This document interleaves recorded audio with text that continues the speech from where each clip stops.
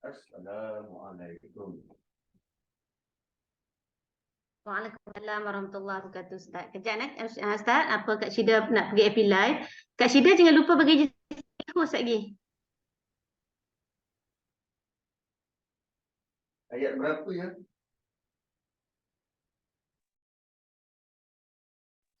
Hari tu last ayat 31, Ustaz. Hari ni ayat 32. 32. Ha.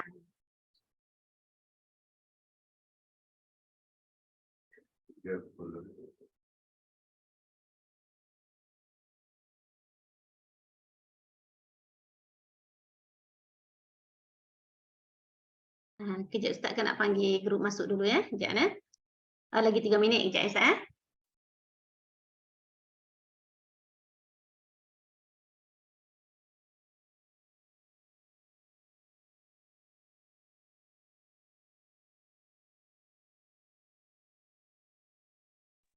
Niza, Kak Syeda dah jadikan Niza host kan? Bukan co-host, host kan?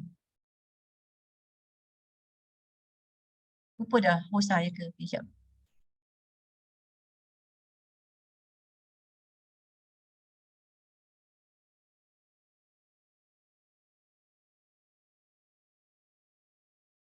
Ustaz minta maaf ya Ustaz, kalau bersama petang ni ada urusan yang perlu selesaikan dengan anak-anak ni ha. Jadi insyaAllah kita tak recording je lah insyaAllah. Terima kasih Ustaz ya, sorry ya. Apa dah?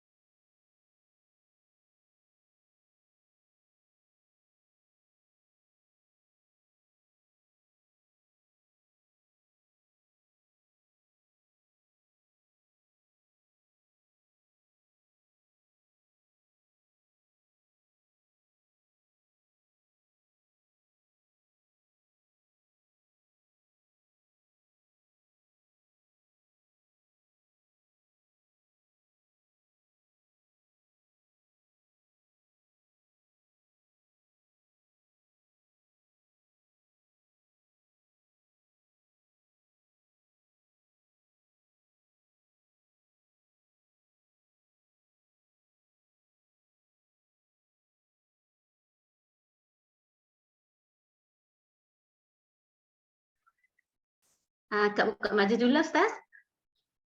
A'udzubillahi minasyaitonirrajim. Bismillahirrahmanirrahim. Assalamualaikum warahmatullahi wabarakatuh. Alhamdulillah wassalatu wassalamu ala Rasulillah wa ala alihi wa sahbihi wa man walah. Subhanaka la ilma lana illa ma 'allamtana innaka antal alimul hakim. Alhamdulillahilladzi hadana li hadza wa ma kunna linahtadiya laula an hadana Allah.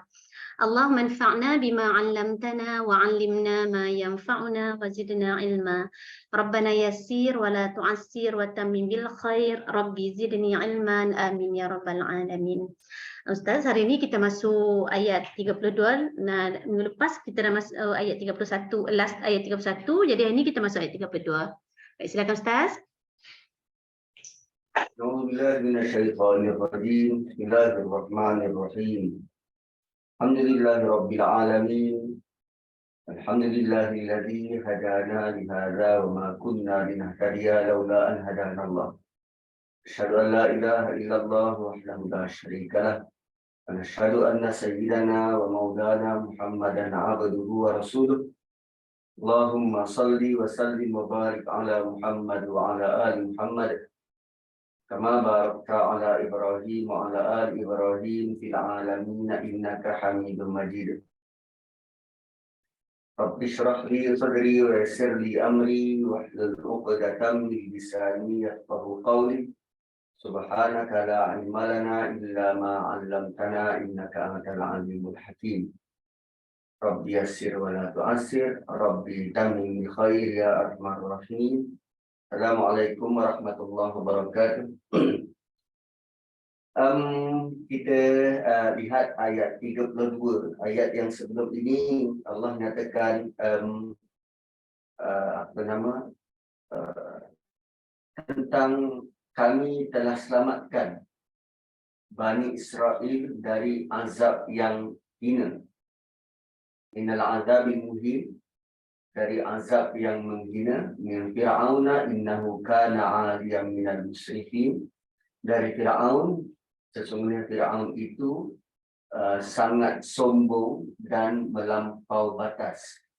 Sangat sombong dan melampau batas. Kadang kita tertanya-tanya, apa yang menjadikan Fir'aun boleh capai sampai ke situ?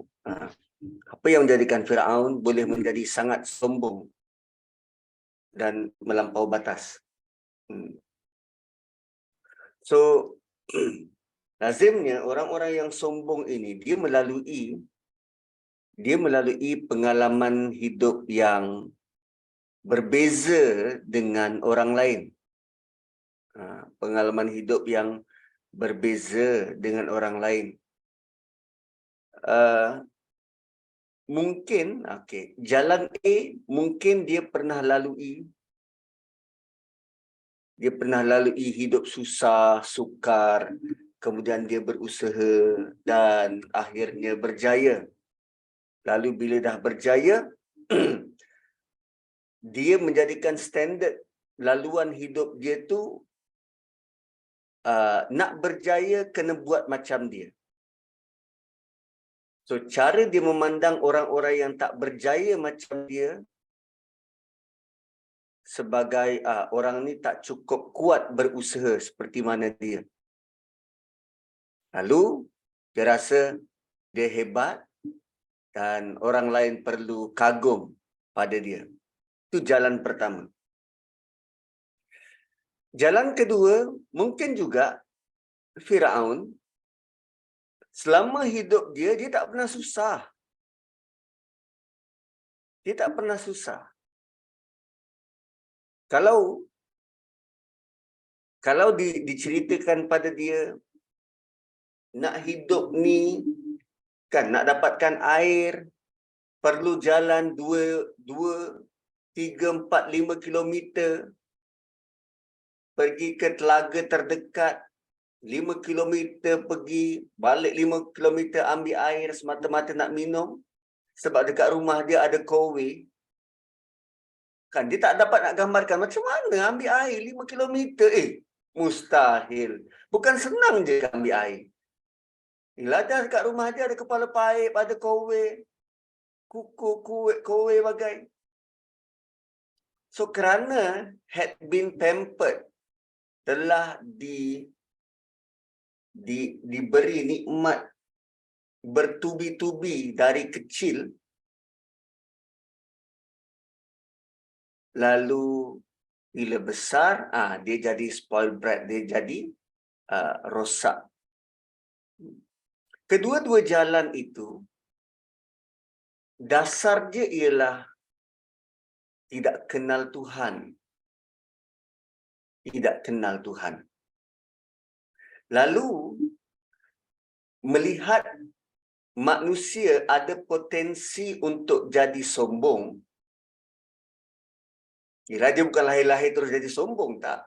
Melihat manusia ni berpotensi untuk jadi sombong, maka Allah Subhanahu Wa Taala dengan kebijaksanaannya from time to time beri kita pelbagai bentuk ujian. Kalau kita sentiasa sakit, kita akan rasa, aku sihat walafiat. Kan, tengok orang lain sakit, ni mesti engkau tak jaga pemakanan. Sebab aku jaga pemakanan, aku sihat. Lalu Allah datangkan ujian sakit pada kita, kita jaga makan macam mana pun tetap sakit. Allah nak bagi tahu, jangan sombong. Sedar diri. Kalau kita seorang cikgu, seorang guru, Anak murid kita semua dapat 100% markah. Wui, itu jam. Tak cukup tanah kita nak mengelak soalan dari wartawan bernama TV3, RTM, TV Hijrah. Ustaz macam mana Ustaz ajar anak murid? Semua 100%. Without fail. Saya ada teknik sendiri. Semua berkaitan dengan, bila kita jawab tu apa? Semua berkaitan dengan saya punya teknik. Saya punya cara. Sebab tu Allah beri ala kadar. Ala qadar. Bergantung kepada qadar yang Allah nak. Kerana risiko kalau kita dipampered, kita akan jadi sombong macam ni. Aliyam minal musrifin. Sombong takbur terbilang. Ui, bayangkanlah dalam banyak-banyak orang sombong, dia paling sombong. Ui, dahsyat kan. Aliyam minal musrifin. So, walaqad ikhtarnahum ala ilmin ala alamin. Dan Bani Israel, kami telah memilih mereka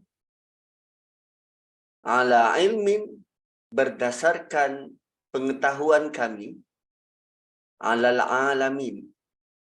Kami pilih mereka menjadi lebih berbanding penduduk lain di dunia. Itu semua atas dasar ilmu Allah. Kenapa Allah pilih mereka? Berdasarkan ilmu Allah. Walaqad ikhtarnahum ala ilmin alal alamin. Ikhtar. Ikhtar ni Allah pilih berdasarkan kriteria. Ada kriteria pemilihan. Pilih. Sedangkan kita bersama dengan Nabi Ibrahim, Allah guna perkataan berbeza. Ijtiba. Bagi kita umat Muhammad sallallahu alaihi wasallam, Allah guna perkataan ijtiba. Tapi untuk Bani Israel, Allah guna perkataan ikhtar. Ikhtar. Dan ikhtar ni juga kalau dicairkan, kita akan jumpa perkataan ikhtiar. Ikhtiar. So, walaqad ikhtarnahum ala ilmin alal alamin. Sungguh kami telah memilih mereka. Maksudnya Allah beri mereka banyak kelebihan. Saking banyaknya kelebihan pada mereka, akhirnya mereka jadi spoiled brat. Punya banyak kelebihan yang Allah beri pada mereka. Dan mereka mereka adalah kaum yang paling banyak menerima perutusan Nabi dan Rasul. Semua dari bangsa mereka. Hanya bangsa mereka. Dan ala ilmi, berdasarkan pengetahuan. Maksudnya Allah tahu kelebihan dan kekurangan Bani Israel. Tapi Allah tetap beri nikmat-nikmat buat mereka. Kerana Allah pilih mereka berdasarkan pengetahuan Allah yang sempurna. Kalau kita tanya kenapa Allah pilih mereka sedangkan Allah tahu mereka begini dan begini.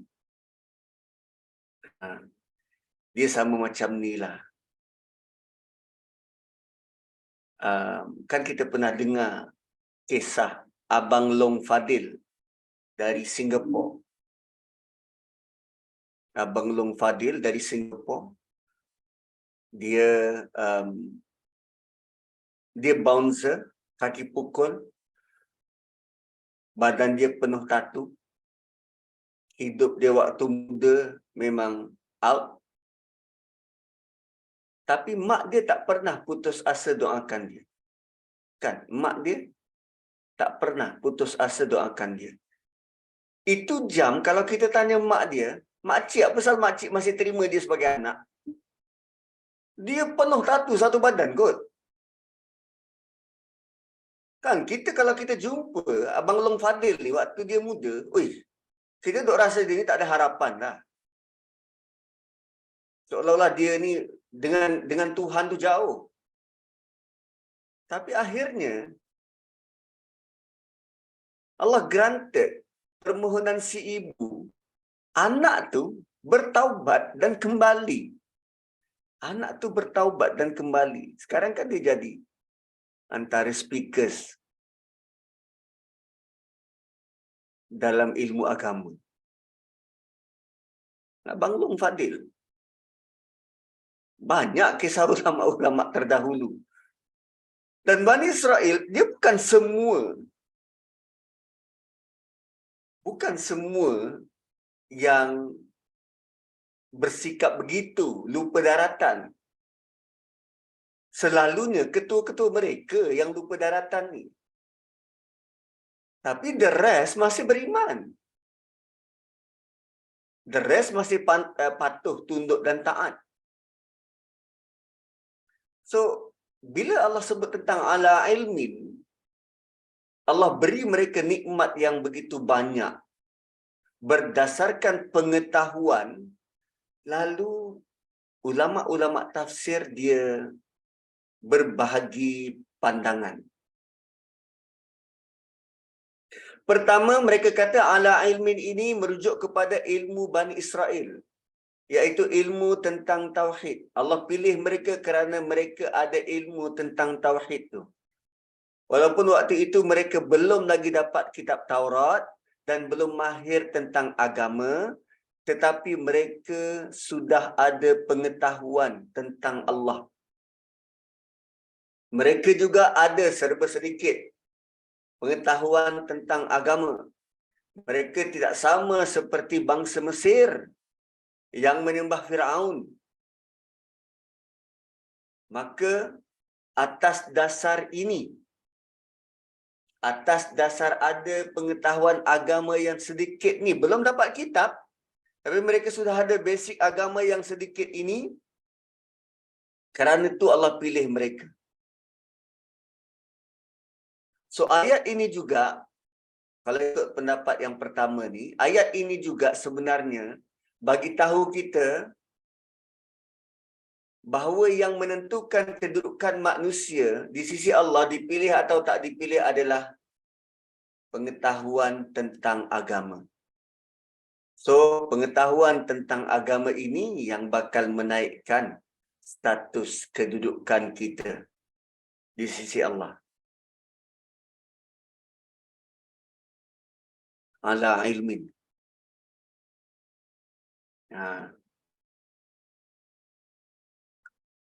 Dan kalau begitulah bentuknya, bukankah bila sebut pengetahuan, selain daripada pengetahuan agama, dia ada juga pengetahuan tentang dunia kan? Macam mana nak cari duit, macam mana nak tambah followers. Kan? So kalau setakat itu, rupanya masyarakat kita terdedah kepada pilihan-pilihan yang membingungkan. Rata-rata mereka memilih untuk nak tambah pengetahuan tentang dunia. Dan akhirnya pengetahuan tentang agama ni, dia tak pandang pun.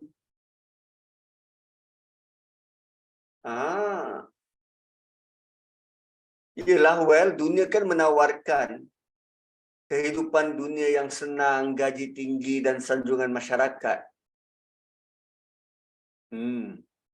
Manakala pengetahuan agama, setakat ada-ada je. Boleh sembahyang, okey lah, jadilah. Itu. Dan tentang agama ni diserahkan, disabkan kepada orang lain. Diri dia sendiri, tak nak.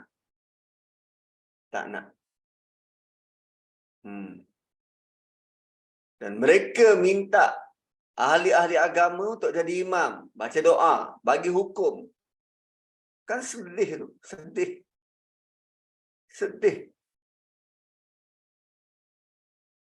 So itu maksud pertama. ilmu yang mereka ada tentang agama, ala ilmin. Walaqad ikhtarnahum ala ilmin. Mereka dipilih kerana mereka ada ilmu. Yang kedua, mereka dipilih atas pengetahuan Allah. Allah tahu yang mereka layak. Allah tahu yang mereka lebih layak dipilih berbanding Fir'aun dan kaumnya. Dan Allah tahu sementara kita langsung tak tahu. Maka sampai ke sini, ini merupakan keputusan Allah. Kenapa Allah pilih mereka? Kerana Allah tahu kelebihan dan kelemahan mereka. Walaupun mungkin kita daripada luar ni tengok, kenapa dia? Sama macam tak kala kafir Quraisy melihat Nabi sallallahu alaihi wasallam istafa. Kan Nabi tu Allah pilih kerana Allah nak. Tak ada alasan lain. Kerana Allah nak. Sebab nak. Tu istafa. Dia bukan kerana dia pandai, bukan kerana dia anak yatim, tak. Kerana dia. Memang Allah nak kerana dia. Istafa. Dia berbeza dengan kita ijtiba. Ijtiba ni sebab ada potensi.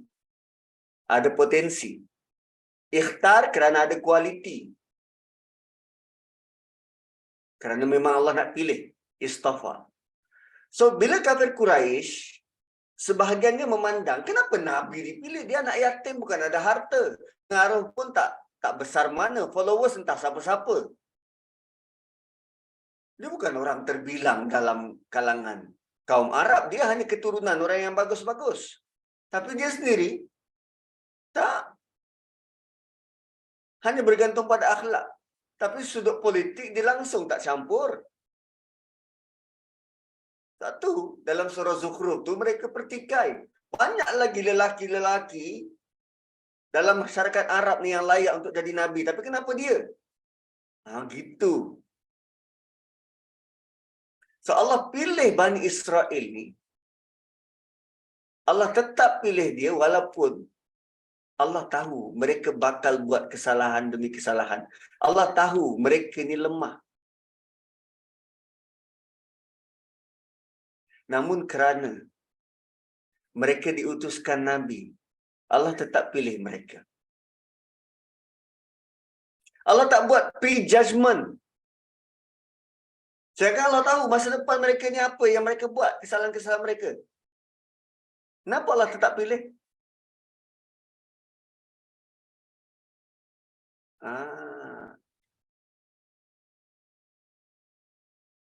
Contohnya macam ni. Katalah kita ada anak.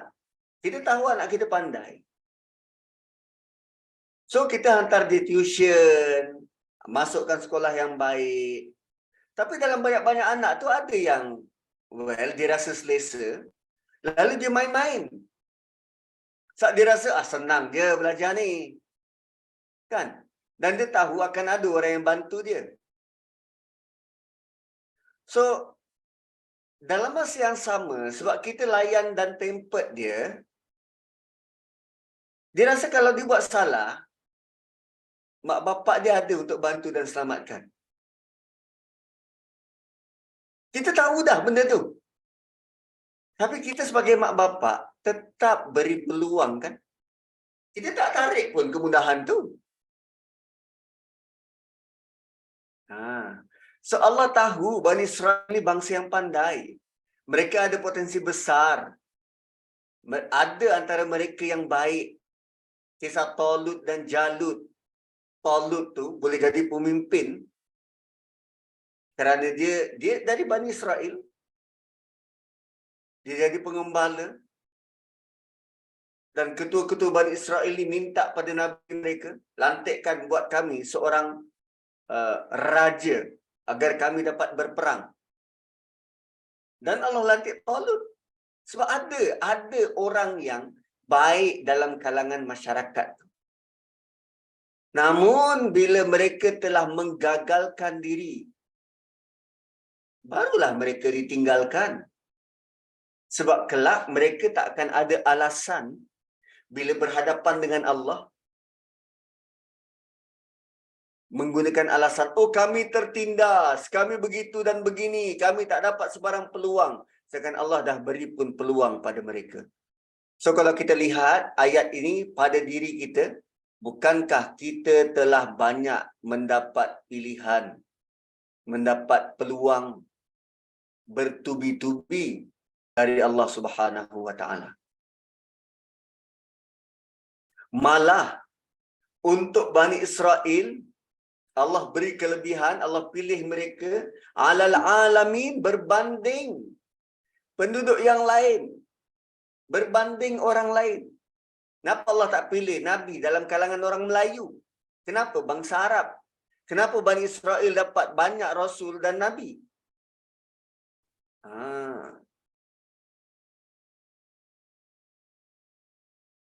Dan dia menjadi lebih dari sekalian penduduk dunia ni. Ialah semata-mata nak selamatkan mereka, Allah hapuskan Firaun. Semata-mata nak selamatkan mereka, laut terbelah kot. Dia bukan sekumpulan dia, keseluruhan. Maka Allah telah hapuskan Firaun dan tenteranya, termasuk mereka yang menyeksa Bani Israel sebelum tu. Kemudian Allah bagi dia tanah dekat Palestin, dipimpin oleh Rasul yang mulia Daud dan Nabi Sulaiman. Dahulu mereka tertindas, selepas itu Allah muliakan mereka, beri mereka kekuasaan. Sampai macam tu. Entah berapa banyak Nabi dan Rasul Allah bagi pada mereka. Keadaan mereka waktu tu melebihi kaum lain. Kita sekarang ada yang jadi imam masjid negara, sedangkan ramai lagi orang kat luar sana. Beribu, berjuta kot rakyat Malaysia ni. Tapi Allah pilih dan decide meletakkan individu-individu ni jadi imam, jadi Bilal, jadi pemimpin. Apa lebihnya kita berbanding orang lain? Kenapa Allah letak kita dekat sini? Walaqad ikhtarnahum ala ilmin ala alamin. Satu sudut, ya, mungkin kita ada potensi yang kita pun tak tahu. Yang kedua, Allah tahu apa capability kita. Sebab tu Allah letak. Malah alasan paling utama ialah waktu itu jam, Bani Israel sahaja yang merupakan orang Islam. Dan pemilihan ini hanya terpakai pada waktu itu. Bukanlah mereka terus-menerus menjadi umat pilihan sepanjang zaman. Tak. Sebab pemilihan ini, kalau kita tengok surah Baqarah kan Allah bertitah kepada Nabi Ibrahim, inni ja'iluka linnasi imama. Kami lantik engkau menjadi imam kepada seluruh manusia. Kemudian Nabi Ibrahim kata, wa min zurriyati, kalau aku jadi imam, begitu juga ke kepada aku punya keturunan? Kalau aku dilantik jadi imam, habis anak cucu keturunan aku macam mana? Juga dilantik jadi imam? Kemudian Allah respon, qala la yanalu ahdiz zalimin. Jawatan imam, jawatan ketua ini tidak terpakai bagi mereka-mereka yang melakukan kezaliman. So bila Allah dah lantik dan mereka buat kezaliman, dia tidak, maksudnya pelantikan itu terhapus, tidak terpakai.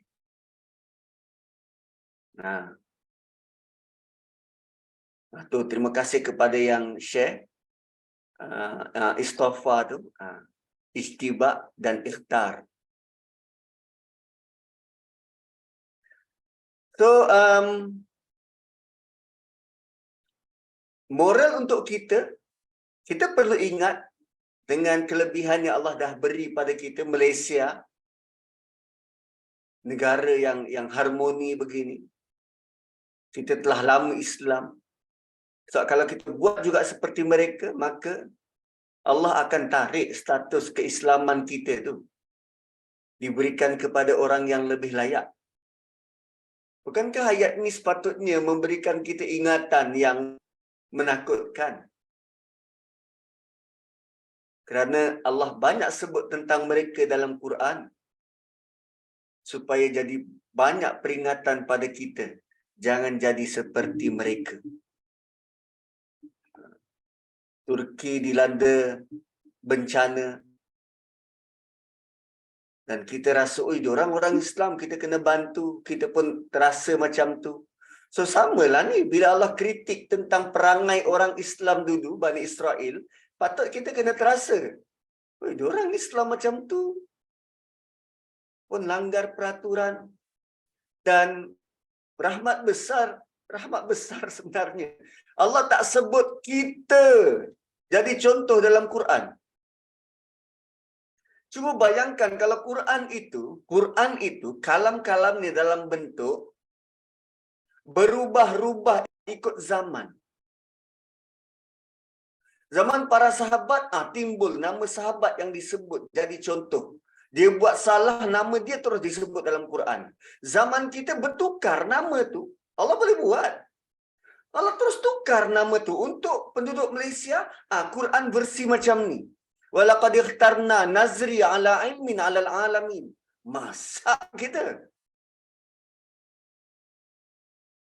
Tapi Allah datangkan satu contoh, satu kaum yang kau kena belajar daripada mereka tentang apa yang mereka buat. Mereka dah selamat daripada Firaun.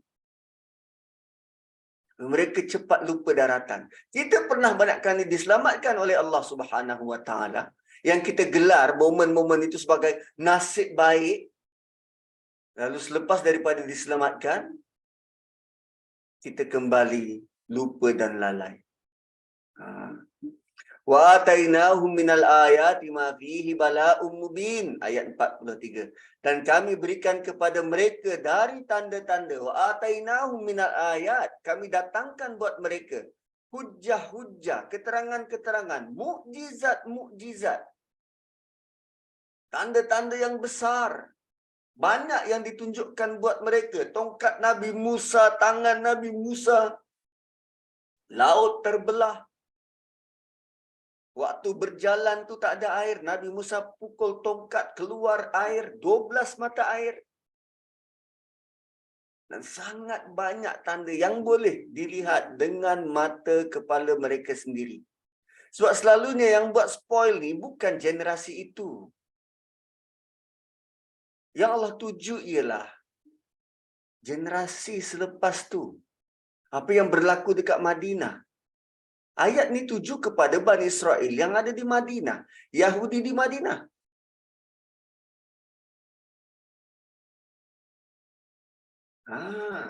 Walaqad ikhtarnahum ala ilmin alal alamin. Yahudi di Madinah. Ma fihi bala'um mubin. Yang padanya, apa yang kita nampak, kan, ayat-ayat itu sebagai bala, sebagai ujian yang jelas. Okey, kalau macam tu, ma fihi bala'um mubin, kita sedang membaca ayat-ayat Quran. Wa atainahu minal ayat, kami datangkan buat mereka ayat. Allah juga datangkan buat kita ayat-ayat Quran. Dan dalam ayat itu, ma fihi, dalam ayat itu ada ujian yang jelas nyata.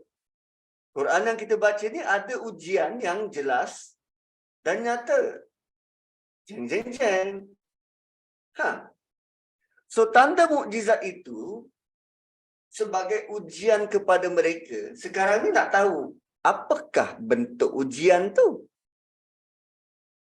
Ujiannya ialah sama ada kita bersyukur ikut arahan, syukur dengan mengikut arahan, atau sebaliknya. So, rupanya Quran yang turun, dia bukan percuma. Dia bukan percuma. Bukan hanya untuk dibaca.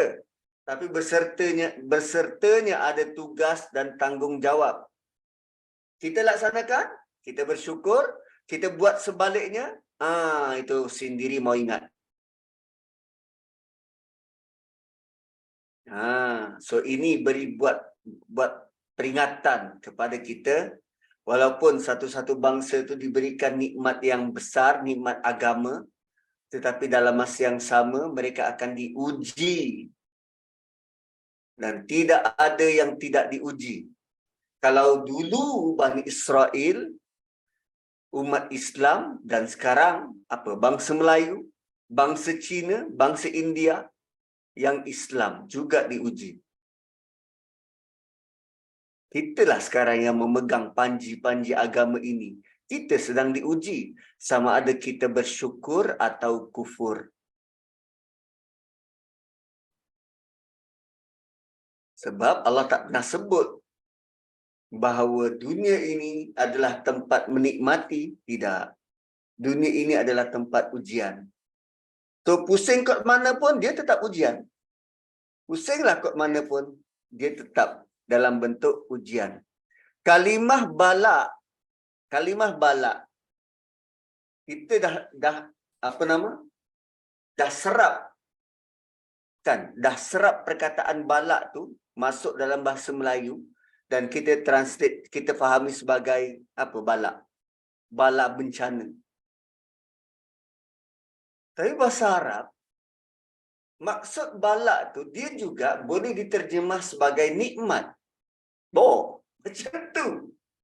Yang kita faham bala ni ujian besar, ujian berat. Rupanya bala juga boleh diterjemah sebagai nikmat. So, ayat ini boleh diterjemah sebagai ma fihi bala'un mubin. Ayat-ayat yang Allah beri itu mengandungi nikmat yang jelas. Ayat-ayat yang diberikan Taurat itu mengandungi kelebihan-kelebihan yang jelas tidak diberikan kepada bangsa lain.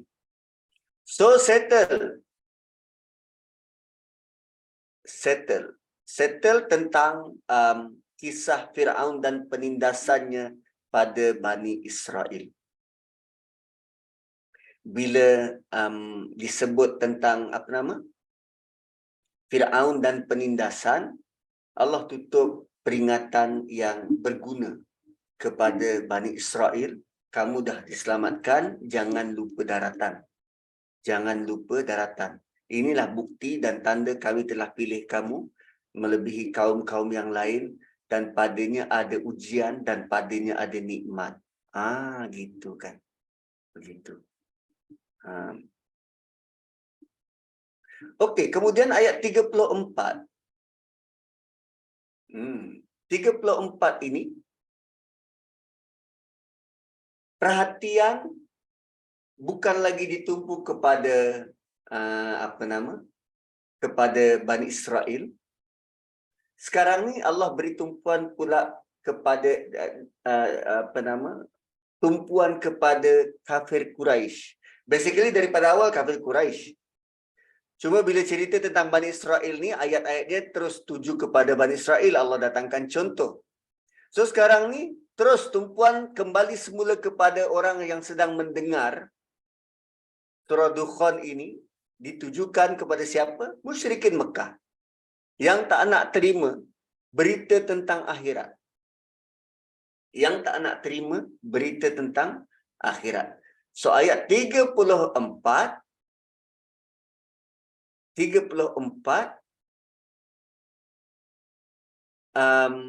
dia dalam bentuk iltifat, perubahan tajuk. Tadi cakap pasal Bani Israel, tiba-tiba Allah tumpu kepada musyrikin Mekah.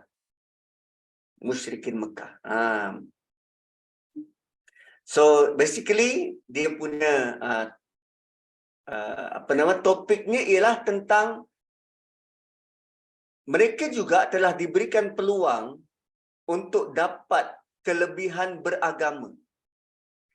Ialah peluang untuk dapat beragama ni tuan-puan. Ingat senang ke? Susah. Cuba tengok penduduk Uyghur tu. Nak beragama tapi ditindas.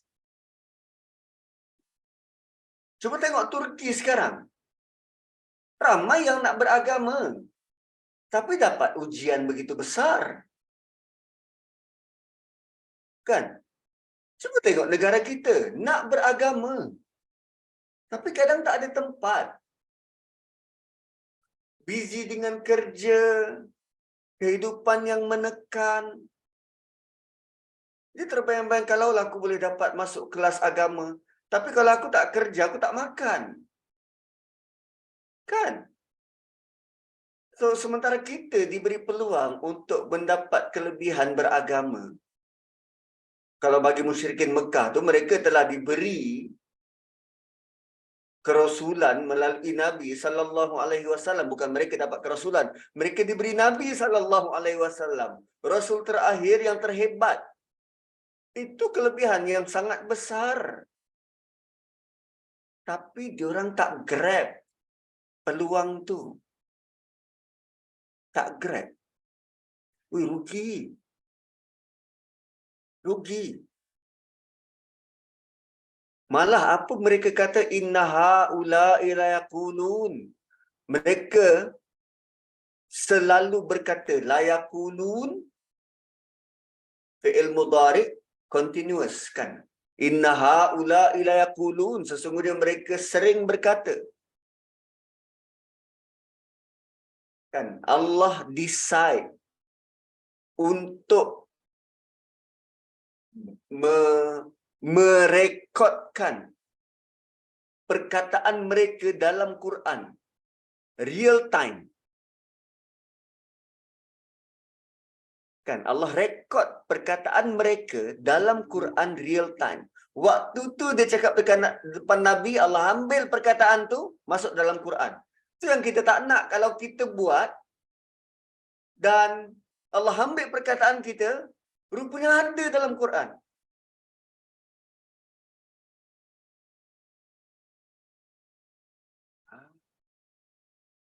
So, apa yang mereka kata menunjukkan apa yang mereka faham dan level keimanan mereka.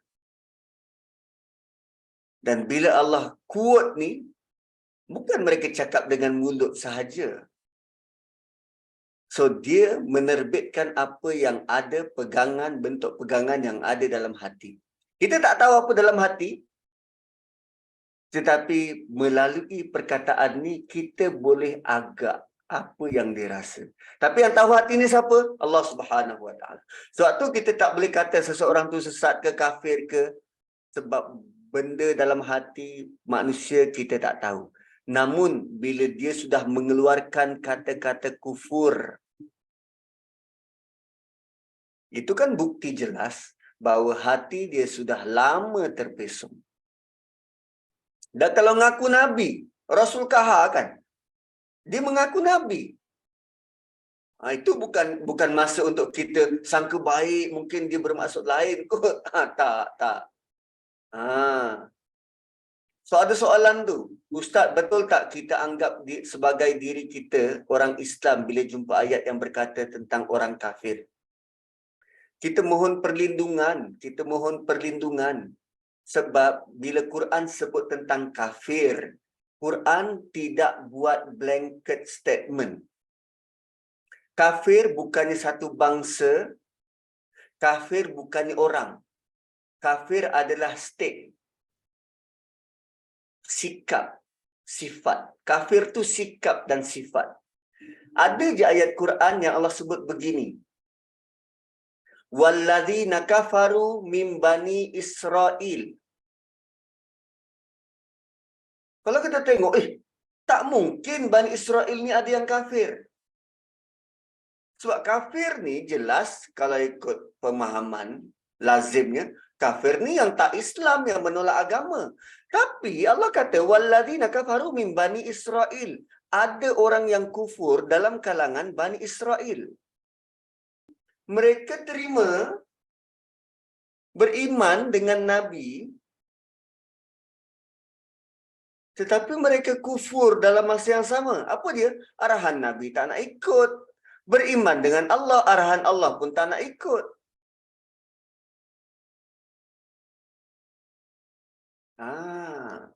So, kita perlu, apa respon yang kita perlu ada? Bila jumpa ayat-ayat tentang kekufuran, kita perlu mohon perlindungan dari Allah. Ya Allah, selamatkan aku dan keluargaku dari sifat kekufuran yang macam ni. Sebab kekufuran bukannya bangsa, bukan bangsa kafir, tetapi dia adalah state, keadaan, situasi, sikap individu atau kumpulan. Sebab perkataan kufur itu, dia menolak, menutup kebenaran. Menutup kebenaran. 35. In hiya illa mautatunal ula wa ma nahnu bimunsyarin. Tadi Allah kata innaha ula ila yaqulun. Mereka, semua mereka berkata. La yaqulun, la akan berkata. Mereka stick dengan pendapat tu. Dan mereka kekal dengan prinsip begitu. Mereka akan berkata berulang kali. Apa yang mereka nak katakan? In hiya illa mautatunal ula wa ma nahnu bimunsyarin. Mati itu hanya sekali. Mati itu hanyalah kematian pertama. Mautatunal ula, dia bermaksud kematian itu hanya sekali, tak ada kali yang kedua. No. Kematian tu hanya sekali, selepas mati takkan hidup semula. Tu. Mautatunal ula. Kita semua ada 2 kali kematian kan? 2 kali ke? Yelah. Sebelum kita hidup kan kita mati, dalam keadaan mati. Iaitu ketiadaan nyawa. Tak ada nyawa adalah satu kematian. Kemudian Allah hidupkan kita, setelah tu dimatikan sekali lagi, 2 kali mati. Dan akan dihidupkan semula di akhirat. So, mautatul ula adalah keadaan mati kita sebelum dihidupkan di dunia. Iaitu kita tidak ada apa-apa, belum jadi apa-apa. Apakah yang difahami oleh musyrikin Mekah? Bila kehidupan ni dah habis, manusia akan kembali kepada keadaan mautatunal ula tu. Iaitu tak ada apa-apa dan takkan menjadi apa-apa. Dia kembali menjadi non-existence. Mereka sangka mereka akan habis begitu saja. So asalnya kita tak ada apa-apa dan kita akan kembali menjadi tak ada apa-apa. Wa ma nahnu bimunsyarin, dan kita tidak sekali-kali akan dibangkitkan hidup semula. Ini fahaman tentang tidak dibangkitkan. Dan dia menjadi fahaman global masyarakat dunia. Kalau tanya pasal akhirat, macam-macam bentuk jawapan kita jumpa. Macam-macam. Sampai kadang kita takut dengan jawapan tu. Lalu bila mereka tak ada gambaran yang betul, gambaran yang jelas tentang akhirat, tentang kehidupan selepas mati, untuk hilangkan stres, mereka mudah dan senang untuk jadikan dia lucu dan lawak. Satu banyak joke tentang kehidupan selepas mati.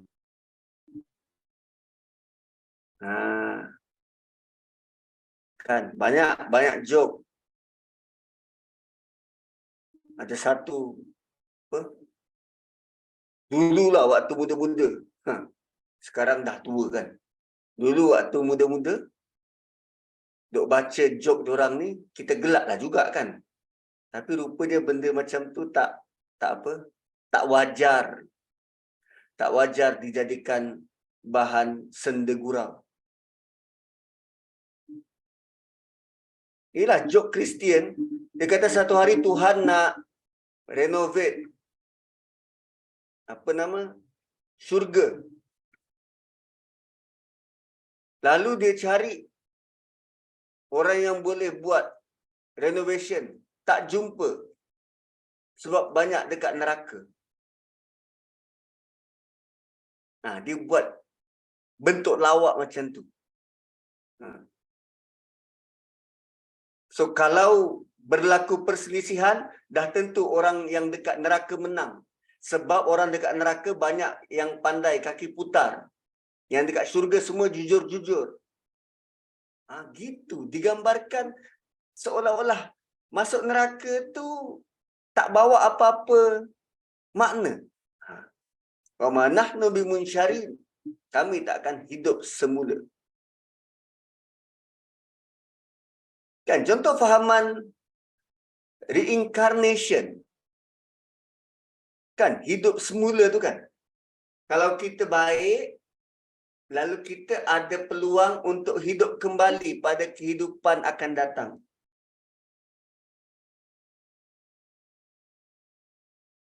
So kalau macam tu,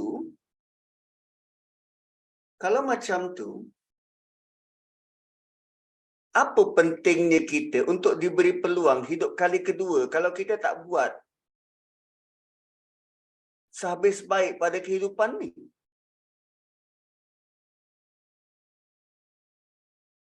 Kan? Seolah macam roh kita ni, dia ada beberapa ratus ribu je. Dan itu perlu ulang hidup banyak kali sampai puas. Macam tu. Kenapa perlu kehidupan semula? Kenapa perlu reincarnation? Habis itu sampai bila? Sampai bila reincarnation itu akan putus? Bila putus, dia ke mana? Pun tak selesaikan jawapan tentang akhirat tu. Katalah kalau bersetuju tentang reincarnation, okey, berapa cycle? 7 kali? 8 kali? Tanya pula orang tu, awak dah cycle ke berapa ni? Kan? 2 kali chance. So, bila dah 2 kali, ke mana? Kan? Ada tengok tak cerita yang baru ni? Puss in the Boots. Puss in the Boots. Bahan recycle. Saya tak sebut, korang yang sebut. Bahan recycle. Menarik juga tu. Bahan recycle. Puss in the Boots. Kan orang percaya kucing ni ada 9 nyawa. So, Puss tu, dia dah mati banyak kali sampai dia lost count. Lalu satu hari, ada karakter yang dipanggil, dinamakan sebagai Death, malaikat maut, nak tarik nyawa dia, dan suruh dia kira berapa banyak kali dah peluang kau dapat. Dia kira-kira dah 8 kali, dan ini nyawa dia yang terakhir.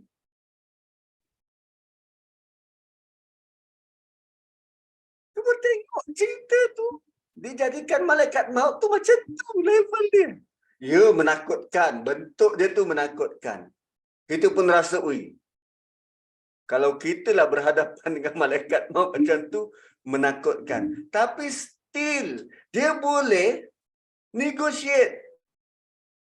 Malaikat maut pula yang menjadikan, okey, kerana kau ada potensi akan datang, aku biarkan kau hidup dulu. Loh. Tu boleh tengok tu. Puss in the Boots.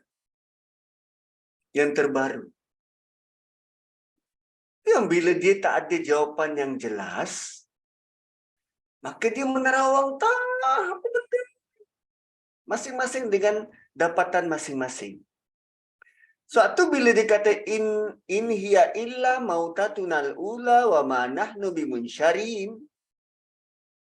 Kalimah ini bukan hanya keluar daripada lidah kafir Quraisy. Kalimah ini akan keluar daripada mulut orang-orang yang tak percaya pada hari akhirat, zaman berzaman. Sebab tu Allah ambil quote perkataan tu word by word. Kita akan sendiri mendengar dan menyaksikan kalimah itu diulang banyak kali. In hiya illa mautatunal ula wa ma nahnu bimunsyarin. Kita mati kali ini je. Selepas mati ni kita takkan kita takkan ni takkan bangkit semula. Tu Allah ambil perkataan tu. Lalu bila mereka ada pegangan, takkan hidup balik, mati sekali je. Bila ada pegangan tu, sampai ke tahap mereka sangat confident. Bila kita ada maklumat, satu maklumat belum menjadikan kita confident. Tapi bila by group, orang tu cakap macam ni, orang ni cakap macam ni, orang ni cakap macam ni, lalu banyak maklumat yang sama kita dengar daripada ramai orang, kita sudah mula confident, yakin. Sampai ke tahap bila dia confident, dia yakin, maka dia sanggup cabar Nabi. Fa'tu bi'abaina in kuntum shadiqin. Kalau betul apa yang kau sebut tentang akan hidup semula, hidupkan mak bapak kami kalau engkau benar dalam dakwaanmu itu.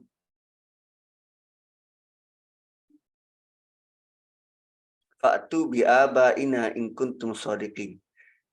Dan menariknya, Dajjal akan menggunakan teknik yang sama untuk menunjukkan dia benar. Kafir Quraisy, dia cabar Nabi untuk hidupkan orang yang dah mati kalau apa yang Nabi sebut tu benar. Manakala Dajjal menggunakan teknik yang sama nak buktikan yang dia Tuhan.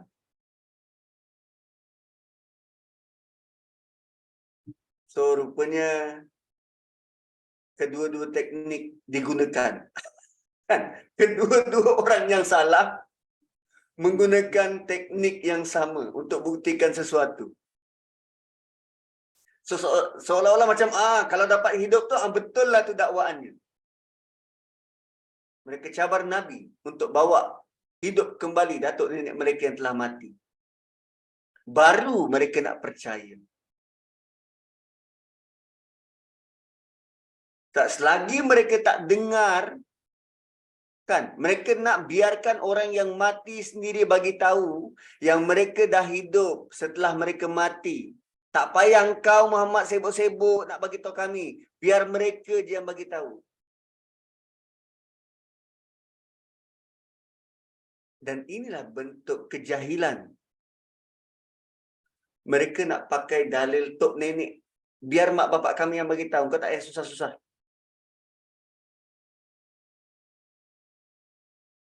Mereka berhujah, atuk nenek mereka tak pernah cakap tentang kehidupan semula. Nabi cakap tak nak dengar. Tapi kalau mak bapak dia cakap, atuk nenek dia cakap, dia dengar. Tak pelik macam tu.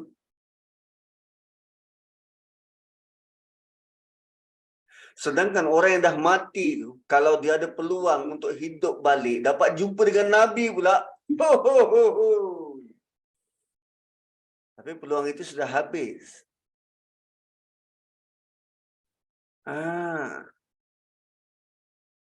Nabi datang bawa wahyu. Kan? Kalau kita lihat, masyarakat kita yang jauh dari agama ni, masih lagi menyebut amalan-amalan tok nenek dulu. Sedangkan kita cuba bawa apa yang didatangkan oleh wahyu. Apa beza dia dengan musyrikin Mekah tentang cara hidup beragama ni? Malah kalau dapat hidupkan mak bapak, atuk nenek, itulah penanda aras bahawa apa yang disebut oleh Nabi itu betul. What? Ini juga adalah bentuk ujian. Kita boleh percaya tak? Apa Nabi datangkan, apa sahaja yang Nabi datangkan, tanpa perlu dibuktikan. Kalau boleh buat macam tu, benarlah beriman.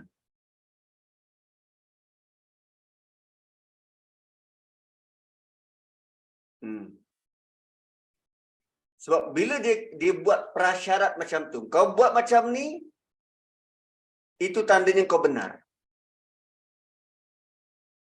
Tapi satu sudut, dia tak melihat bahawa ini adalah benda yang mengarut. Kenapa? Mereka sangka mereka berjaya jika dapat mendiamkan Nabi dengan bagi cabaran macam ni. Sebab bagi mereka, mereka tak pernah lihat orang mati hidup semula, maka mereka rasa, oh mustahil untuk Nabi buktikan. So, bila Nabi tak dapat buktikan, maksudnya apa yang Nabi bawa tertolak dan tak valid. Kan? Pelik kan macam tu?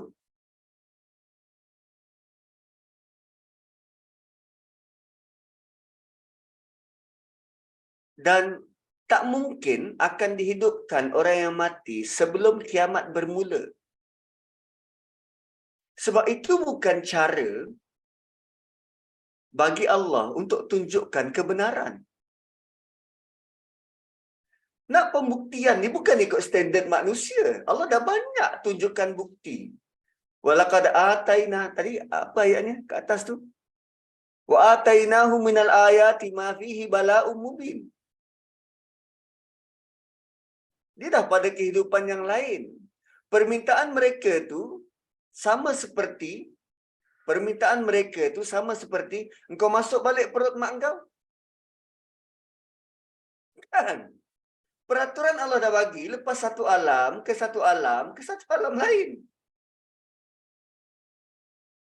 Lepas satu alam ke satu alam, dia takkan boleh reverse.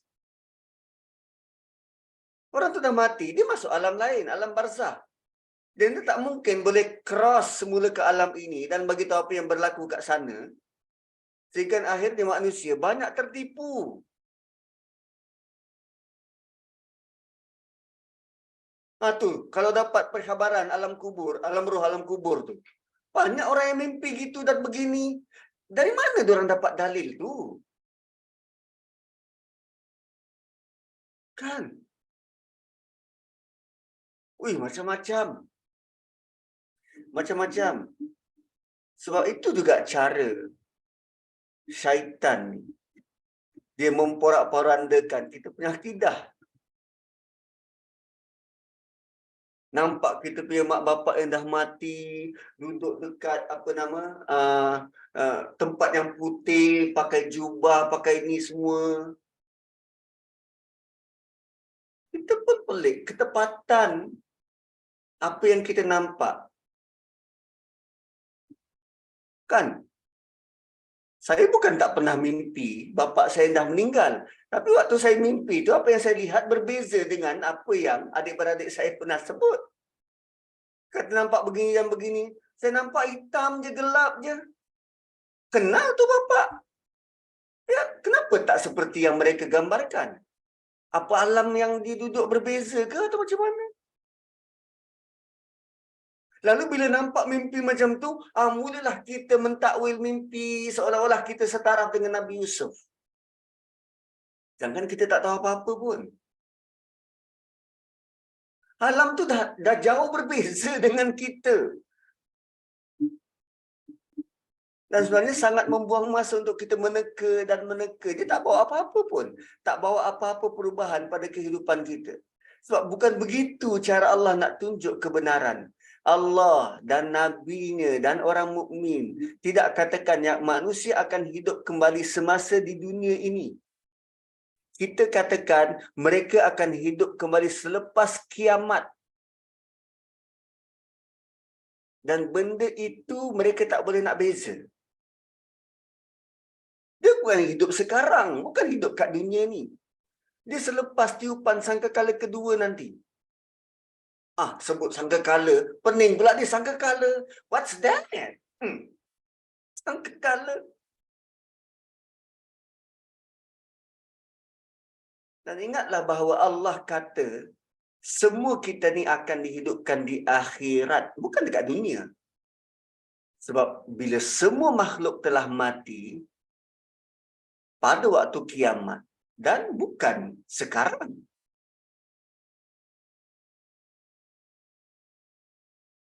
Dan kerana tak jelas, tak faham benda tu, Dajjal ambil kesempatan. Aku mampu hidupkan sekarang. Sedangkan dia bukan hidupkan pun. Dia arahkan jin untuk menyerupai atuk nenek dia. Which is, dia sendiri tak pernah jumpa dengan atuk nenek dia. Lalu kalau jin tu mengaku itu dan ini, dia bukan boleh clarify pun. Dia bukan boleh clarify. Kan dia nak buktikan macam mana yang bangkit, yang hidup tu atuk dia. Cap jari. Rekod cap jari atuk dia pun dia tak ada. Itu. Kerana tuduhan dan cabaran ini tak valid, Allah tak layan. Aduh. Kerana soalan tak waras, Allah tak layan. Sebab tu ayat 37, Allah sebut tentang benda lain. Kan orang rasa, inilah soalan yang paling power. Confirm Muhammad terdiam. Rupanya soalan tak valid. Di quote semacam itu nak menunjukkan kedangkalan hujah mereka. Dan itu merupakan cara berfikir yang sangat memalukan. Allah datangkan pula bukti lain, menempelak mereka. Sebab mereka sangka mereka sangat bagus. Yelah, dah dapat banner soalan yang kritikal macam tu. Dan targetnya dengan soalan macam tu, Nabi terdiam, tak boleh jawab. Lantas membatalkan apa yang Nabi bawa. Allah datangkan ayat lain dalam bentuk sindiran. Ahum khairun am qaumu tubba. Adakah mereka rasa mereka lebih baik?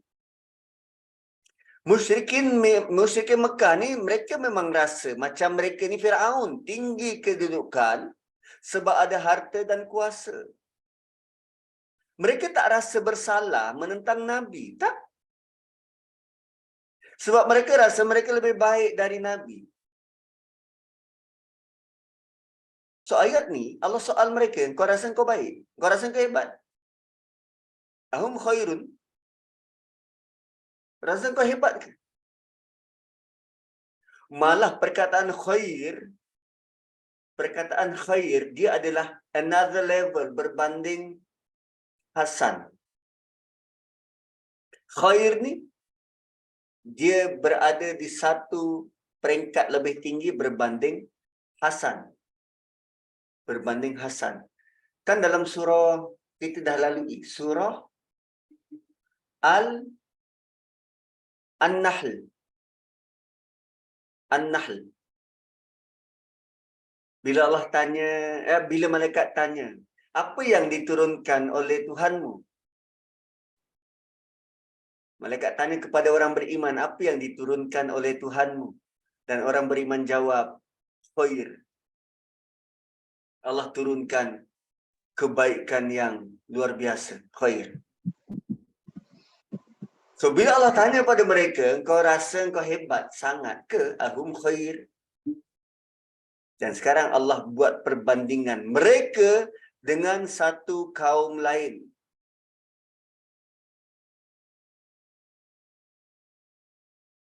Bukan kita ngajar anak kita, kita dalam parenting kita diajar supaya tak membandingkan dengan orang lain ke? Itu psikologi anak. Jangan bandingkan anak dengan orang lain. Nanti membantutkan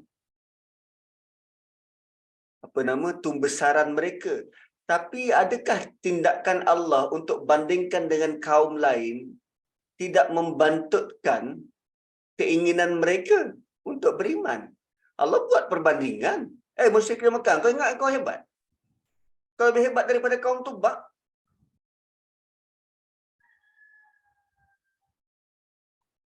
So Allah buat perbandingan kepada mereka yang sudah faham apa yang perlu dibandingkan. Problemnya kita bila buat perbandingan anak, kita tak ajar anak untuk faham kenapa perbandingan tu dibuat. Saya tengok tu abang kau. Kan lebih bagus dari kau, kenapa kau macam ni?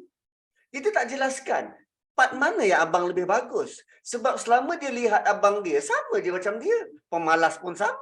Sama-sama tidur lewat, sama-sama bangun lewat. Tapi part mana yang mak kata dia lebih bagus dari aku? Terangkanlah apa yang bagusnya tu, apa yang tak bagus.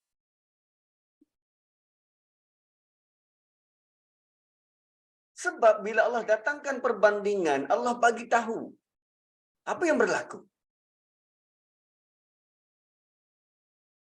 Allah bagi tahu apa yang berlaku. Kita buat juga perbandingan, bandingkan juga anak kita, bandingkan dengan jiran. Malah kita sampai sanggup bandingkan suami kita dengan suami orang lain.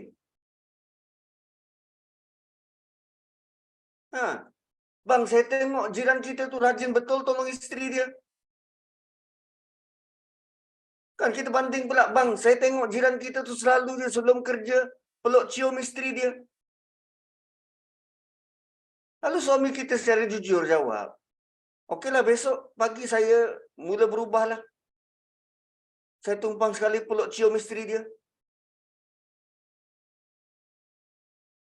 Nah, dah kita buat perbandingan dan kita tak sebut pun apa yang perlu dibuat.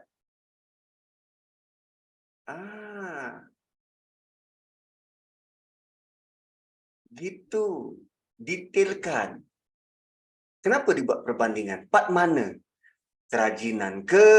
Pandai buat kerja ke? Bermulut manis, tahu jaga hati ke? Macam-macam. Kan kalau nak dipeluk, dicium, bang, kalau saya suka kalau abang sebelum pergi kerja, bang peluk cium saya, boleh tak? Kita cuba dulu besok pagi. Yelah, kadang saya pun bangun lambat. Saya pun salah juga tak menghantar abang sampai ke muka pintu. Dan saya pun tahu kalau abang dah mula peluk dan cium saya, abang tak pergi kerja. MC hari tu.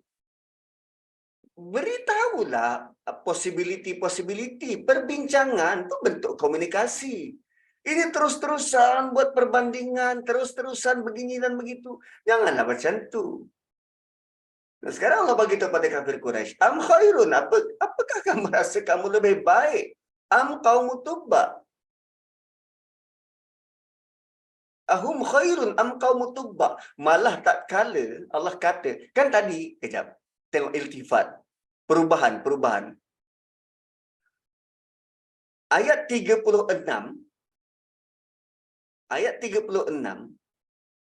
Allah datangkan perkataan kafir Quraisy.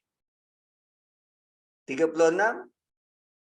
kafir Quraisy, 35 juga pernyataan dari kafir Quraisy.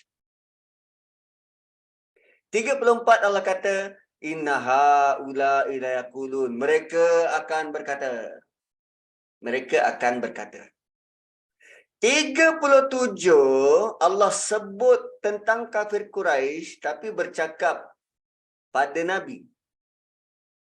Ahum khairun, adakah mereka ingat mereka lebih baik? Kenapa tak cakap direct? Kau ingat kau hebat. Kenapa tak cakap macam tu? Kenapa guna pihak ketiga? Mereka.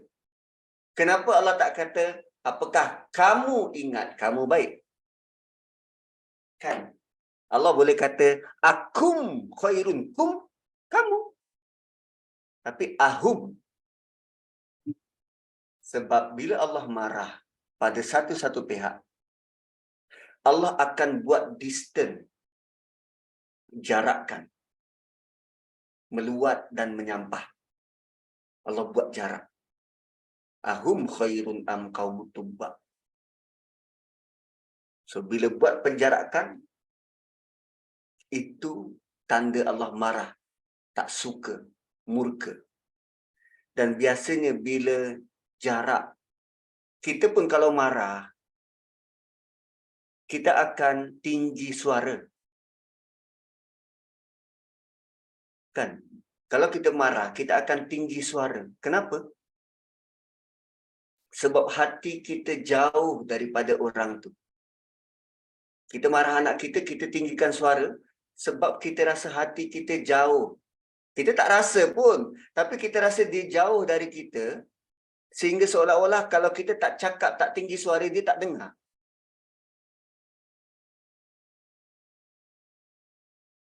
Kalau kita tak tinggi suara, seolah-olah kalau kita tak tinggi suara, kita bercakap, dia tak dengar. Sedangkan dia kat depan mata dia. Kalau malas nak cakap dengan suami, tulis. So, kalau guna anak, takut berita itu tak sampai. Anak kita pun kadang nakal juga. Lain bapak dia sebut, lain mak dia terima. Tu anak saya nombor 3 tu. Dia panjang akal dia tu. Lain kita sebut dengan dia, pesan pada mami gini. Dia sampaikan pada mak dia, ada pesan tu tapi dia tambah. Kadang saya kata dengan dia, Hana bisikkan pada mami, Daddy macam nak kopi. Hana bisikkan pada mami, Daddy macam nak kopi. Dia pergi, ni, ada orang kat depan tu, dia nak kopi. Lepas tu dia kata kalau ada Milo pun bagus juga. 1 kopi, 1 Milo. Milo untuk dia. Dia pandai guna.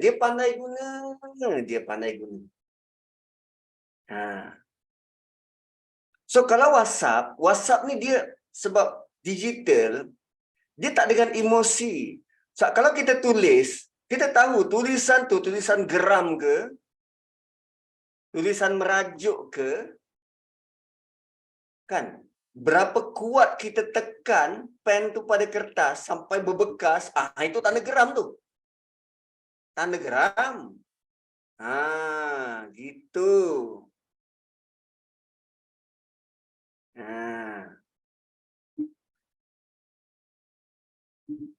So, dalam bentuk komunikasi, Allah suka menggunakan bentuk-bentuk macam tu. Kalau geram, dia letak jauh. Ada terlalu geram, Allah akan terus sebut direct. Engkau begini, engkau begini, engkau begini. Kan macam dalam surah Baqarah, kan Allah terus tuju. Inna jainakum min ali fir'auna yasumunakum su'al azab, id faraqna bikumul bahra. Bukan satu ayat, berturut-turut. Kamu dapat begini, kamu dapat begini, kamu dapat begini. Allah suruh ingat. Kenapa? Apa alasan lain? Kenapa Allah guna pihak ketiga? Kenapa kadang Allah guna pihak kedua?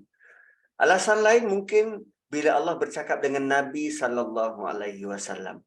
Allah nak beritahu pada Nabi, ini teknik-teknik, bentuk-bentuk, part-part ataupun ruang-ruang yang engkau boleh cakap dengan mereka tentang mereka punya flaw. Kalau begini bentuk dia, mereka rasa mereka bagus, mereka rasa mereka tinggi, balas balik dengan ungkapan kau rasa kau bagus. Ada kaum lain lebih bagus dari engkau tau. Sebab jika tidak diingatkan macam tu, kan ini bentuk ingatan. Jika tidak ingatkan macam tu, kafir Quraisy sangat berpotensi untuk jadi macam Firaun. Kau ingat kau bagus. Kaum Tubak tu lagi bagus. Oh, baru dia sedar. Okey, ada kaum yang lebih bagus. Kita ni bukan siapa-siapa pun. Tak ada orang sudi untuk jajah kita pun. So, kenapa kaum Tubak menjadi bualan dalam surah ni? Dan ayatnya tu hanya satu ayat ni. Dia Allah kata, am qaumu Tubba walladzina min qablihim. Tiba-tiba kaum Tubba. Tanpa sebarang penjelasan detail. Dan Allah tanya, apakah mereka lebih hebat dari kaum Tubba? Siapa kaum Tubba? Tubba ni boleh jadi dia nama raja. Raja yang baik. Dan rakyatnya gelar dia sebagai Tubba. Macam Firaun kan gelaran kepada raja. So Tubba ni juga gelaran kepada raja.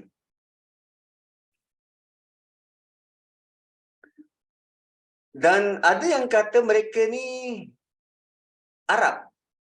tinggal di Yaman.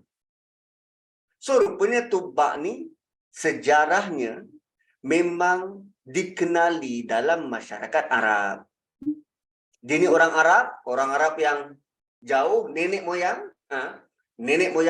tinggal di Yaman, berasal daripada keturunan Qahtan. Manakala Quraisy, mereka ni daripada keturunan Adnan. So dia ada Qahtan, dia ada Adnan. Mungkin sepupu lah kot Qahtan dengan Adnan ni. So Tubba ni dia memerintah satu kerajaan yang besar di Yaman.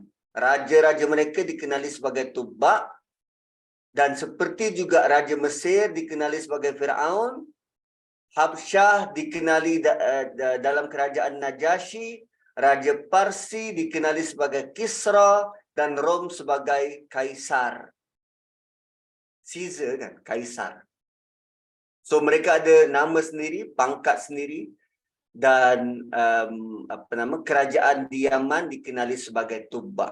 Bila ni mereka mengambil alih kerajaan Sabah pada tahun 150 sebelum Masihi, dan kerajaan itu berlangsung selama 300 tahun. Ada yang sebut jajahan kerajaan mereka sangat besar, seperti besarnya USSR. Besar. So kerana besarnya kerajaan 150 tahun sebelum Masihi, itu waktu sebelum Nabi Isa lahir. Lama. Maka mereka mempunyai kekuatan dan kekayaan yang banyak.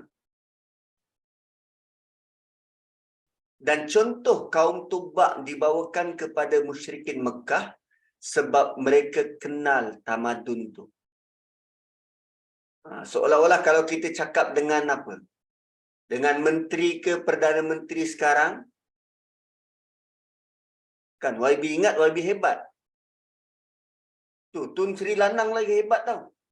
Gitulah. Sebut tentang orang dulu yang dia sendiri tahu sejarah orang tu hebat.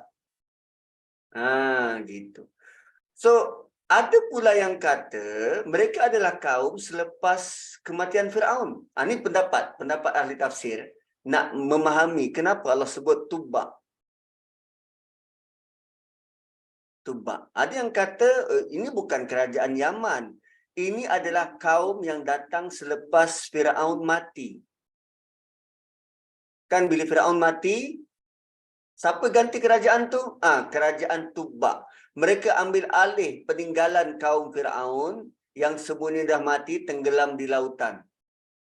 Dan mereka menjadi hebat dengan apa yang mereka ada, dan juga memerintah satu kerajaan. Allah Ta'ala a'lam, mana pun make sense, dan tujuannya supaya orang-orang yang rasa diri dia bagus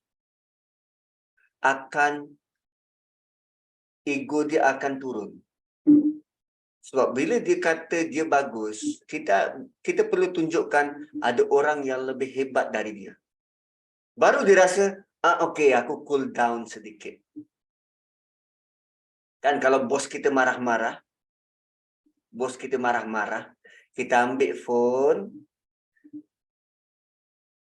kita buka, tunjukkan dia nombor telefon ketua pengarah. Bos, nak saya call ketua pengarah sekarang ke? Nak bagi tahu apa yang saya buat ni salah lah, itulah, inilah. Nak. Baru dia cool down. Okey. Saya nasihat je. Dia semacam itulah. Orang yang rasa tinggi, dia diingatkan ada orang yang lebih tinggi. Macam mana? Ada satu simpulan bahasa. Kalau anda rasa tinggi, ingatlah bahawa langit itu lebih tinggi. Macam mana? Lebih kurang macam itulah. Kan maksudnya kalau kita rasa tinggi, akan ada yang lebih tinggi dari itu. Nabi pernah cerita tentang kaum Tubba. Nabi pernah cerita tentang kaum Tubba bila berkait rapat dengan ayat ni. Sami'tu Sahla bin Sa'idi yaqul qala Rasulullah sallallahu alaihi wasallam la tasubbu tubba'an fa innahu qad kana aslam. Nabi kata, jangan mencaci kaum Tubba kerana sungguh dia adalah orang yang telah masuk Islam. Nabi pernah sebut tentang kaum Tubba. Yang pasti siapa pun mereka punya tamadun yang lebih hebat berbanding musyrikin Mekah. Dan Allah nak bagi tahu musyrikin Mekah, kaum Tubba tu hancur. Oh, kau rasa kau hebat? Ada satu kerajaan yang lebih hebat dari engkau pun kami hancurkan. Setakat engkau rasa engkau hebat dan belum terbukti engkau hebat dan kau rasa engkau tak hancur. Tolong sikit. Lebih kurang macam tu lah. Kalau kita berbahasa kuat dengan kafir Quraisy. Tapi sebab Nabi ni akhlaknya baik. Nabi tak sebut macam tu depan kafir Quraisy. Kita je yang sebut macam tu kan. Geram sangat dengan diorang ni. Ingat engkau hebat lah. Allah nak bagi tahu, tak kira betapa hebat pun mereka, tak kira betapa hebat pun kita, Allah boleh hancurkan sahaja dengan mudah. Adakah kerana kamu tak terima hari akhirat sampai membungkamkan Nabi, maka kami tak boleh nak hancurkan kamu? Adakah kamu rasa kamu boleh menahan kemarahan Allah Subhanahu wa taala dengan apa yang kamu ada, dengan menang hujah dengan Nabi, maka Allah tak marah? Macam tu. Wallazina min qablihim, dan orang-orang yang hebat terdahulu daripada mereka, sebab selain daripada kaum Tubba ada banyak lagi contoh kerajaan-kerajaan besar dan hebat yang mengkagumkan kafir Quraisy. Mana mereka semua tu pergi? Semua sudah dihancurkan. Mereka tak ada apa-apa kalau dibandingkan dengan tamadun lain. Malah tamadun-tamadun itu ahlaknahum, kami binasakan mereka.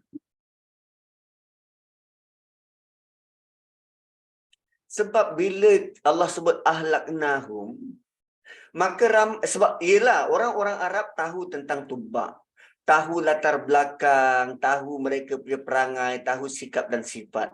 Bila Allah kata ahlaknahum, mereka dihancurkan, maka boleh jadi Nabi mendengar sesuatu yang tak enak diperkatakan oleh para sahabat.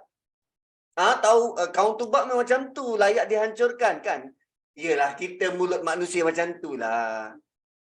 Satu Nabi keluarkan hadis ni. Jangan kalian caci Tubba tu. Sebab ada antara pimpinan-pimpinan dia yang telah masuk Islam. Tak takut keluar daripada perkataan-perkataan kita, asalnya nak mencaci keseluruhan kaum, tanpa kita melihat, ada dalam kaum tu yang peluk Islam. Dengan tak sengaja kita mencaci orang Islam, orang beriman. Satu, kena jaga mulut. Jaga mulut. Kenapa Nabi keluarkan hadis macam tu? Jaga mulut. Kan mulut kita ni bila berkuliah, punya geram dengan Amerika, kita caci, kita maki Amerika, sedangkan orang dekat Amerika tu, Nu'man Ali Khan kat situ. Kita sapu rata, semua orang Amerika ni Dajjal. Nu'man Ali Khan kat situ. Jangan macam tu lah. Jangan blanket statement. Walau Allah kata, innahum kanu mujrimin. Sesungguhnya mereka adalah orang-orang berdosa. Kenapa dihapuskan? Sebab dia berdosa. Yang boleh buat blanket statement siapa? Allah. Kita tak boleh. Kita tak boleh. Bukan kapasiti kita untuk memberi hukuman ni, sebab Allah bagi tahu aku bagi hukuman. Gitu. Tapi kita tak sapu rata, sapu rata. Yang penting puas hati akunya.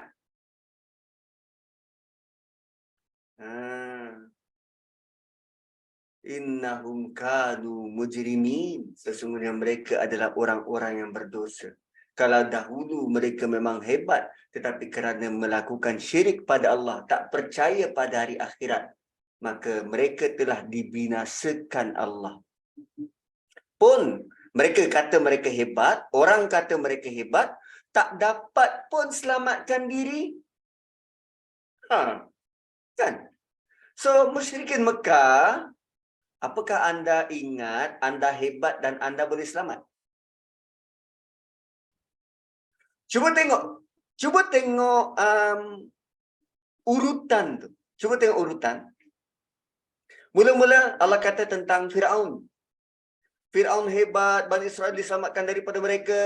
Kemudian, Bani Israel, engkau ingat engkau boleh selamat ke? Engkau ingat engkau hebat, engkau dipilih macam ni, engkau ingat engkau hebat? Kemudian turun pula kepada musyrikin Mekah yang mereka menentang Nabi sebab mereka rasa mereka hebat. Dan kemudian Allah kata, kau ingat kau hebat ke? Kaum Tubak yang hebat tu pun tak selamat. So daripada Firaun tak selamat, Bani Israel pun tak selamat walaupun rasa hebat.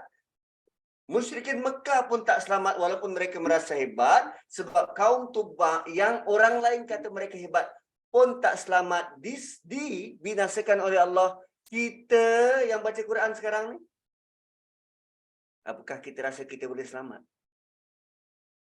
Tidak. Siapa yang jangka gempa bumi 7.2 skala Richter boleh menggegarkan bumi Turki dan Syria? Ada orang predik 2-3 hari sebelum, sebulan sebelum tu bakal berlaku gempa? Orang Islam dekat situ rasa selamat ke? Tak.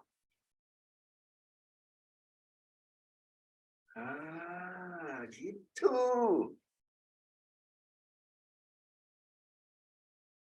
Kalau mereka lakukan syirik dan berdosa pada Allah, dia bukan syirik. Apa yang mereka buat pada Nabi, tak percaya.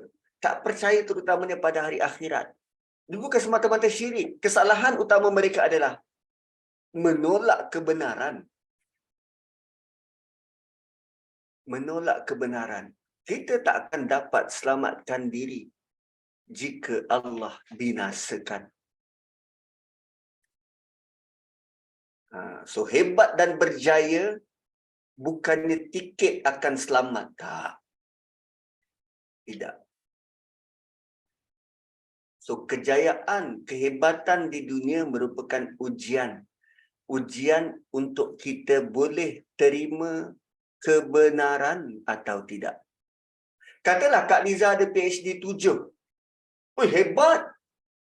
Double degree pun orang dah kata hebat, lagi kalau PhD 7. 6 daripadanya 4 flat. Hebat. Hebat gila.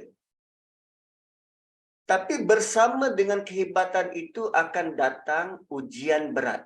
Apa dia? Bila orang bawa kebenaran.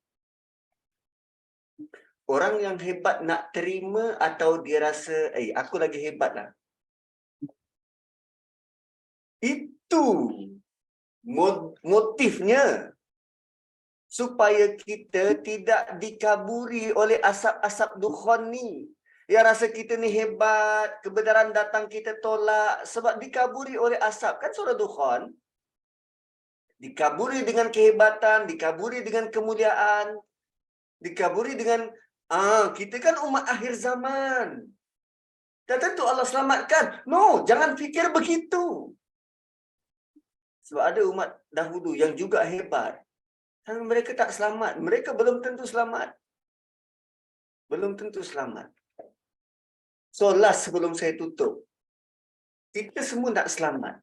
Kita semua nak selamat. Selamat daripada apa yang Allah pernah katakan terhadap kaum terdahulu. Pernah dibinasakan ahlaknahum. Kita nak kalau boleh kita mati dalam keadaan husnul khatimah. Dan Allah terima dan ampunkan kita. Ada satu hadis Nabi yang memberikan gambaran cara untuk dapatkan keselamatan. Bagaimana? Pastikan kita dapatkan senyuman Allah di muka bumi. Senyuman dari Allah waktu hidup. Macam mana tu? Nabi pernah kata begini.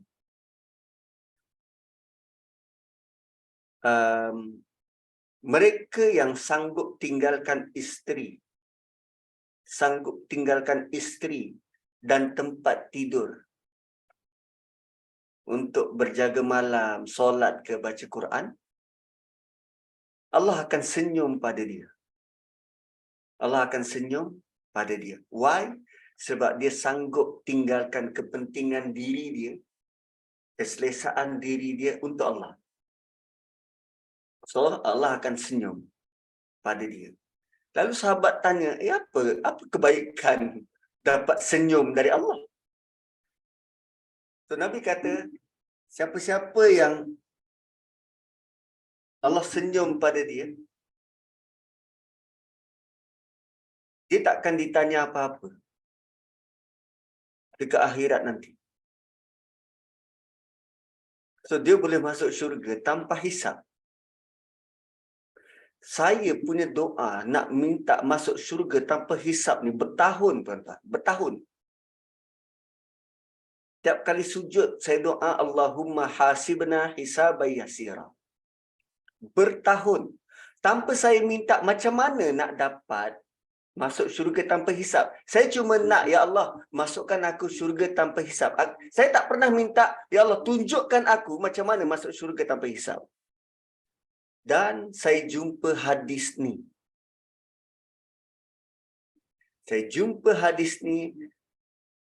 Orang yang pernah dapat senyuman dari Allah, Allah takkan tanya dia dekat mahsyar. Masuk syurga tanpa hisab. Oh, rupanya cara nak masuk syurga tanpa hisab, selain daripada kita minta dari Allah, kita kena buat sesuatu. Buat sesuatu sehingga Allah senyum pada kita. Dahsyat. Dahsyat. So, kita dapat pengalaman nak melakukan ibadah ni, ada motif tertentu. Ada orang melazimi solat solat duha misal kata. Dia ada motif tertentu, nak itu dan nak ini. Ada orang solat malam, dia ada motif tertentu. Kalau tanya orang rumah kenapa solat malam, sebab dia rasa dengan dia solat malam tu, dia punya mulut jadi masin. Bukan rasa mulut tu masin, tapi bila dia cakap jadi.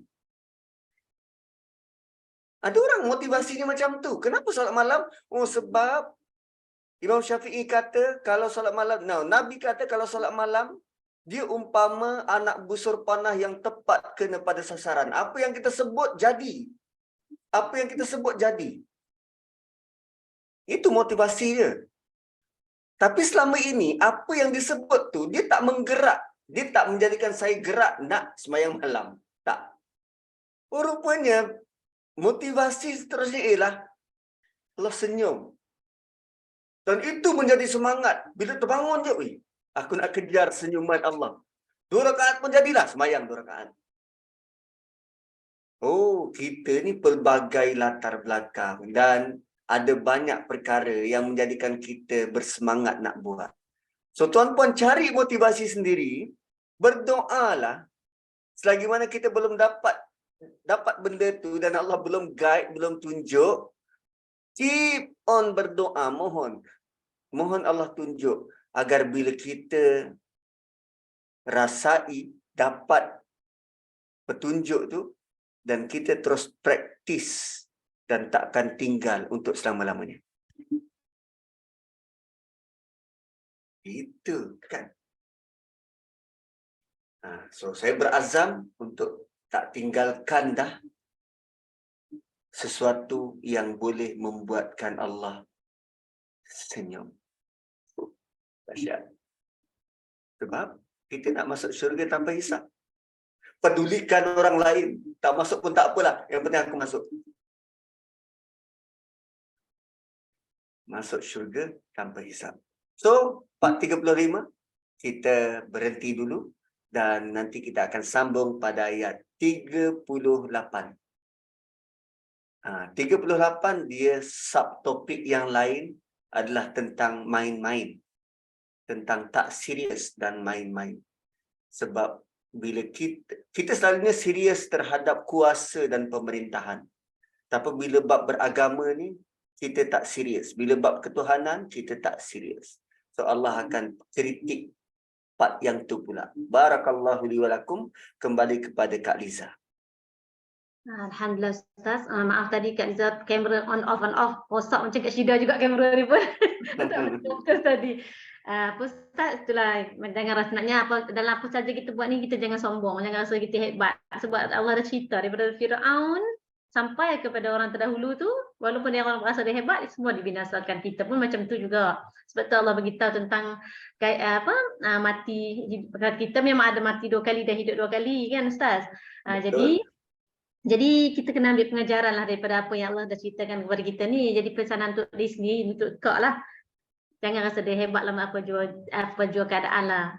Walaupun kata rajin nak masuk majlis ilmu ke, rajin nak baca Quran ke, tapi jangan rasa dia hebat. Semua tu belum tentu lagi, melainkan dengan apa yang Ustaz cakap tadi, doalah selalu, Allahumma hasibna hisaban yasira. Alhamdulillah, terima kasih semua, jazakumullah khairah. Kita akhiri dengan tasbih kafarah. Subhanakallahumma bihamdika asyhadu an la ilaha illa anta nastaghfiruka wa natubu ilaik. Al-'asri innal insana lafi khusr illa alladhina amanu wa 'amilus shalihat tawassaw bil haqqi wa tawassaw bis sabr. Terima kasih semua, terima kasih.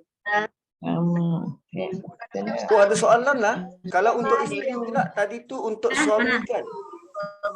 Kalau untuk isteri, ingat senang ke nak tinggalkan katil? Susah. Lagi-lagi isteri ni, dia ada tempoh bertenang dia. Perempuan kan dia ada tempoh untuk tidak buat apa-apa. Tempoh tidak suci. Itu lagi dia rasa down, aku tak boleh nak buat apa-apa. Seolah-olah aku tak buat apa-apa kan. Nak baca Quran tak boleh, nak ngaji tak boleh, nak sembahyang tak boleh. So, katalah dia lakukan benda tu menjadi biasa untuk solat malam.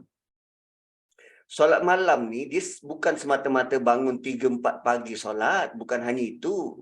Tapi solat malam ialah apa sahaja solat yang kita lakukan selepas isyak. Selepas isyak, dapat solat sunat 2 rakaat lepas isyak. Itu sudah sangat bagus. Sebab di akhir kefarduan kita tetap nak ingat Tuhan. Itu bonus. Itu bonus. Dia sama ada tahajud atau qiyam. Qiyam ni kita tak tidur terus solat. Tahajud, tidur dulu, baru solat. Okey. So, apa pun kita buat, tambahan-tambahan selepas daripada solat isyak, maka Allah akan beri ganjaran yang serupa tak kala kita tak boleh buat. Kerana kebiasaan tu, Allah bagi privilege pada wanita, wanita akan dapat ganjaran yang serupa walaupun waktu dia tak boleh buat. Itu mungkin motivasi Sajjad untuk tukar jantina. Buat sikit dapat lebih. Kalau lelaki tak, dia tak boleh. Dia tak ada tempoh rehat, bertenang, tak ada. Kau kena buat sampai mati. Tapi wanita dia boleh begitu. Itu bentuk kasih sayang Allah pada wanita. Malah, lelaki, dia nak tunjuk apa? Bukti depan Allah yang dia berjuang untuk agama.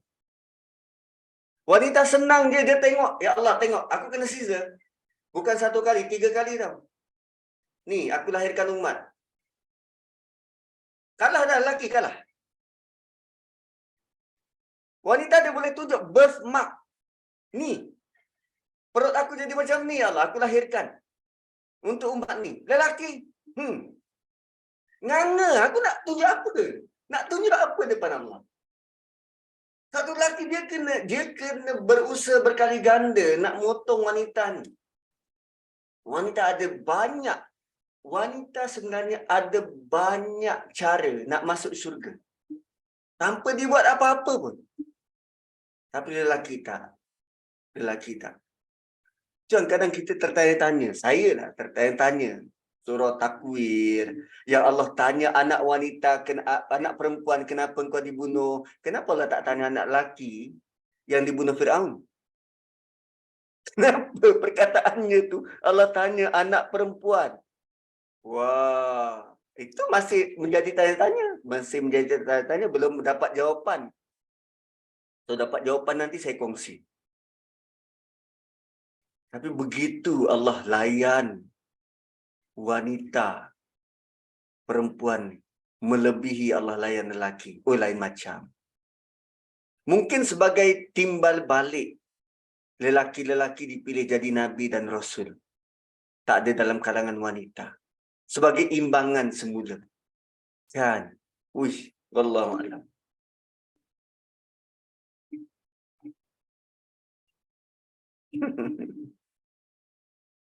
Ya, assalamualaikum. Terima kasih Ustaz. Alhamdulillah.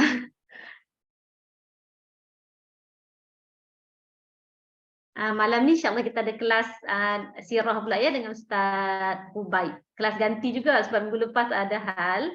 Di minggu malam ni kita ganti dalam 9:30 nanti Kak Izzah masukkan link ya. Baik, Assalamualaikum warahmatullahi wabarakatuh. Terima kasih semua.